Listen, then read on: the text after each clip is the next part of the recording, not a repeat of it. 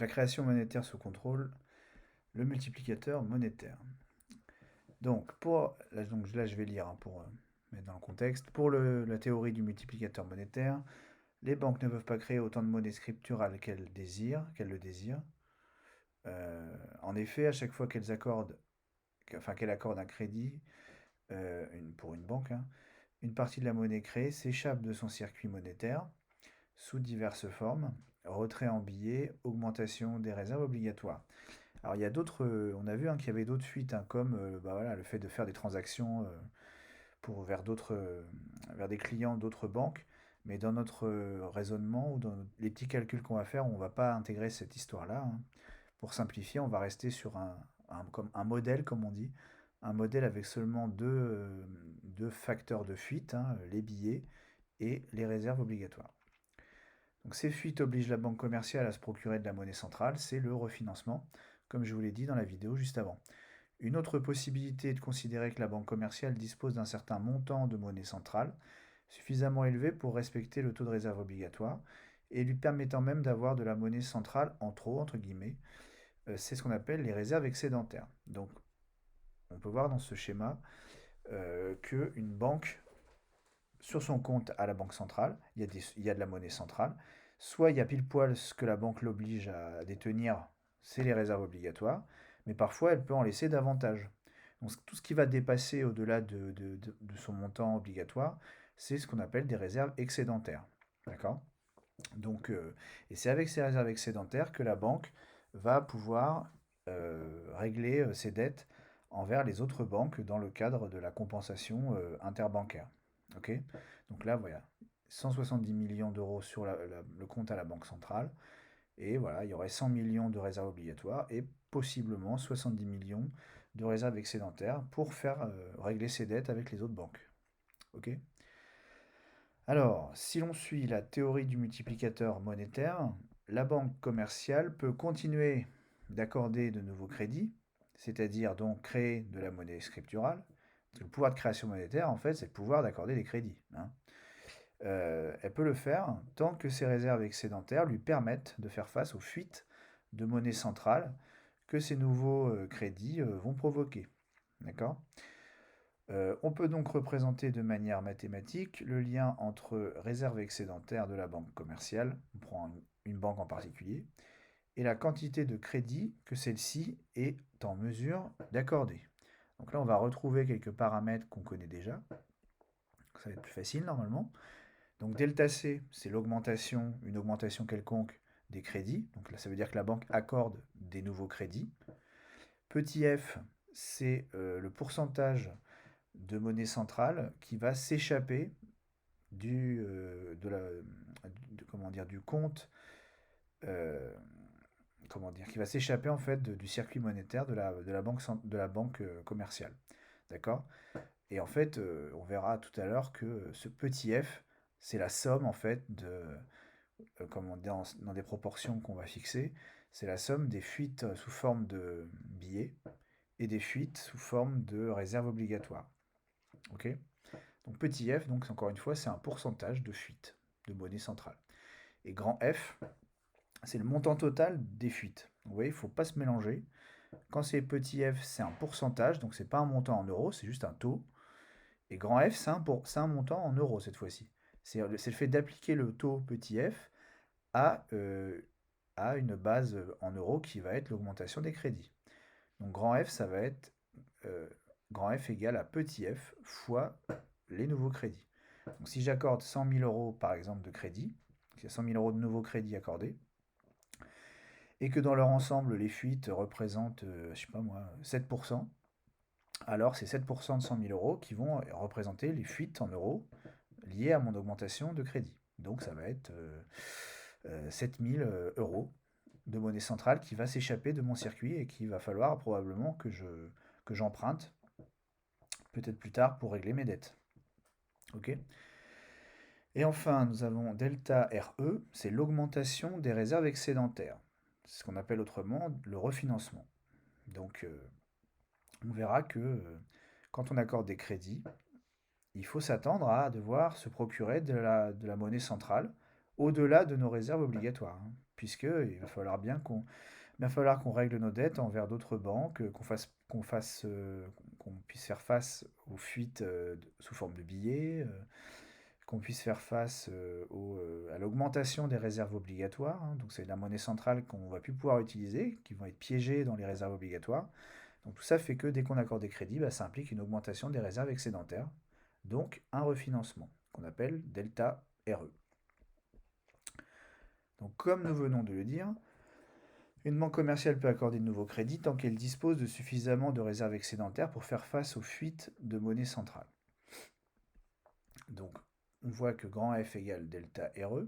Donc ça veut dire qu'à chaque fois que j'accorde un nouveau crédit, je dois faire face à des fuites.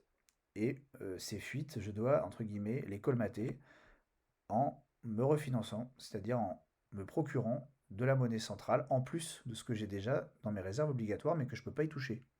Donc c'est delta réserve excédentaire.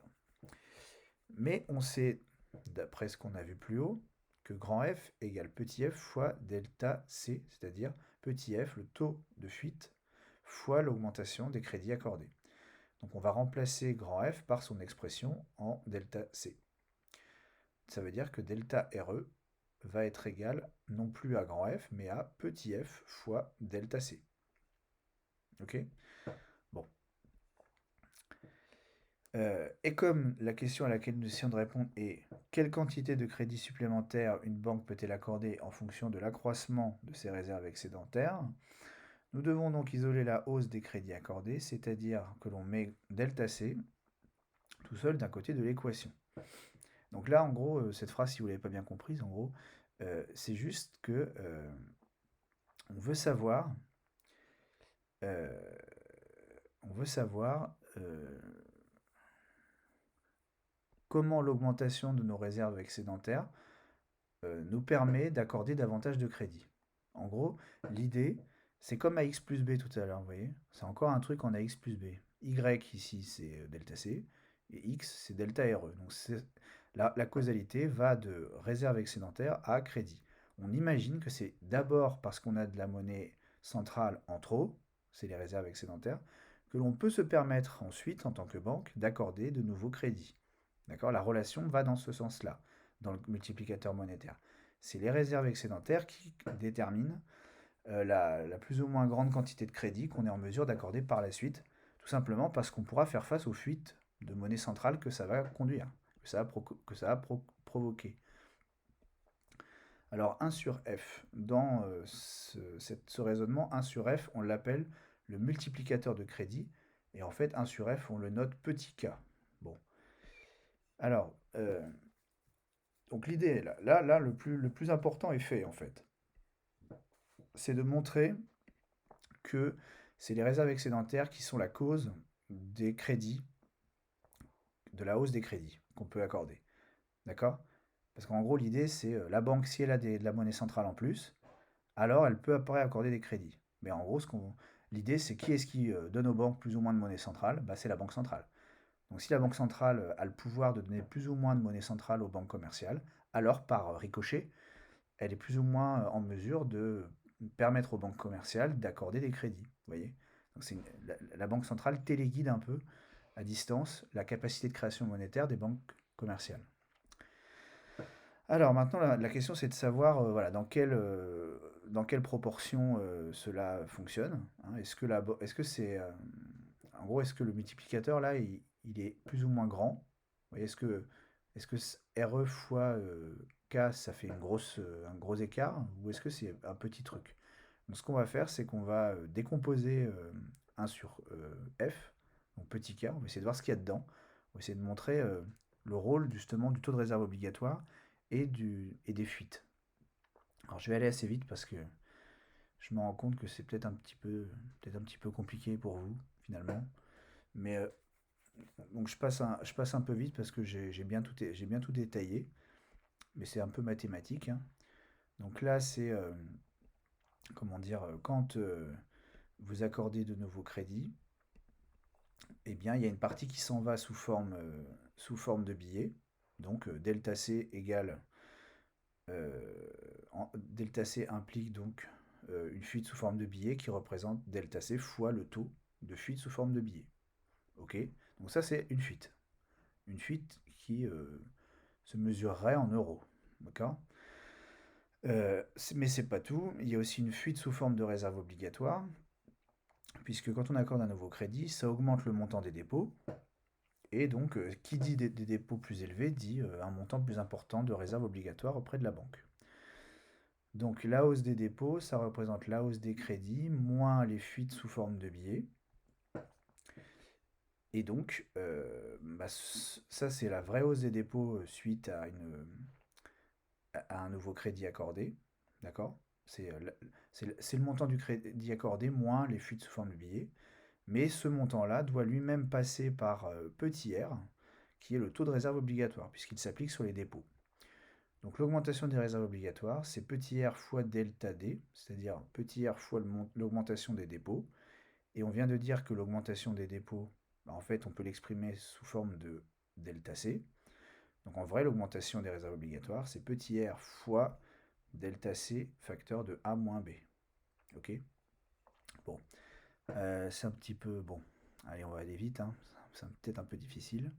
Donc ça, c'est donc le vrai... c'est l'augmentation donc des réserves obligatoires. Le total des fuites représente donc ceci. Il y a les fuites sous forme de billets, ça c'est un truc en euros. Donc le montant des crédits accordés fois le taux de fuite sous forme de billets, plus les fuites au titre des réserves obligatoires. Donc c'est l'augmentation des dépôts auquel s'applique le taux de réserve obligatoire. Et l'augmentation des dépôts, on l'exprime sous forme de delta C parce qu'il y a une partie des dépôts qui s'en va sous forme de fuite de billets.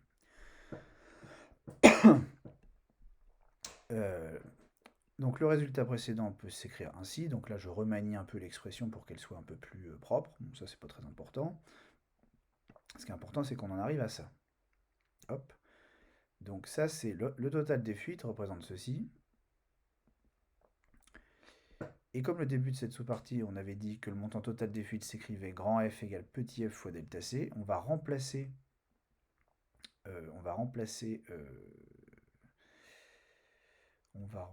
quoi?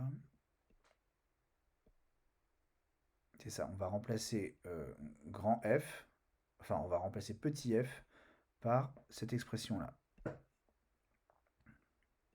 Hop. Donc f égale delta C fois ceci, qu'on peut encore une fois représenter comme cela.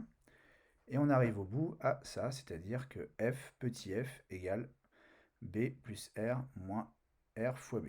Bon, tout ça c'est un petit peu compliqué. Tout ce qu'il faut savoir, c'est que le k, le multiplicateur k, c'est égal à 1 sur f. Donc ça veut dire que petit k est égal à 1 sur ça. Puisque petit f, c'est ça. On l'a montré ici. Donc en fait, le taux de fuite total, eh bien, il s'exprime comme ceci, avec les taux de fuite sous forme de billets et le taux de réserve obligatoire. La question, c'est est-ce que ce taux, il est plus ou moins grand? Alors qu'est-ce qu'on peut en dire? Bah déjà, regardez, B et R, comme c'est des taux, c'est inférieur à 1. Donc ça, c'est inférieur à 1. Ça, c'est inférieur à 1. La somme des deux est forcément inférieure à 2. Donc en fait, grosso modo, on arrive au résultat que le résultat est toujours inférieur à 1. D'accord? Donc 1 divisé par un truc qui est inférieur à 1, ça donne un résultat qui est supérieur à 1.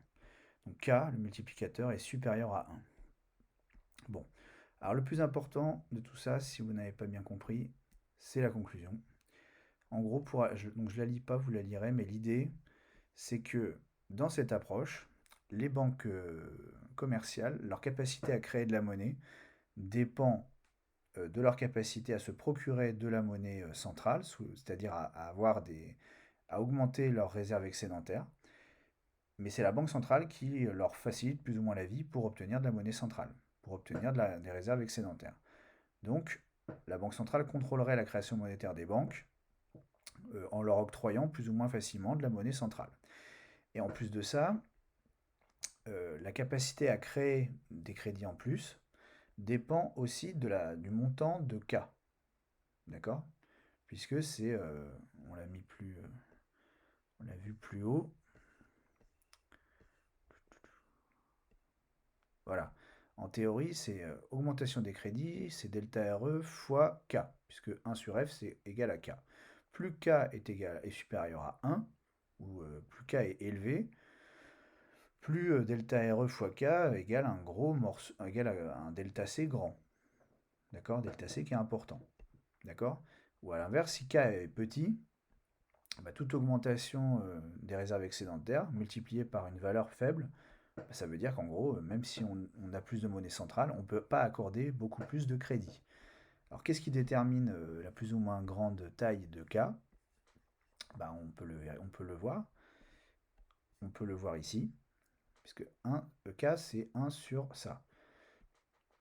Donc en fait, à chaque fois que... Alors B, on peut pas, la banque, elle a pas d'impact sur les comportements de retrait sous forme de billets. Par contre, elle peut choisir le montant petit r.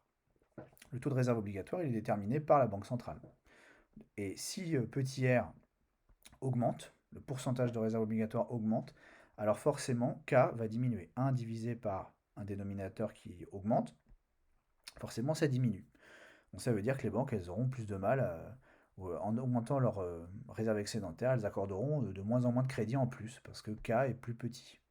A l'inverse, il suffit que la banque réduise le taux de réserve obligatoire, et 1 sur quelque chose qui diminue, eh bien ça augmente, donc K va augmenter, et donc pour une même augmentation des réserves excédentaires, la banque pourra accorder beaucoup plus de crédit, parce qu'elle multipliera par K qui sera plus grand.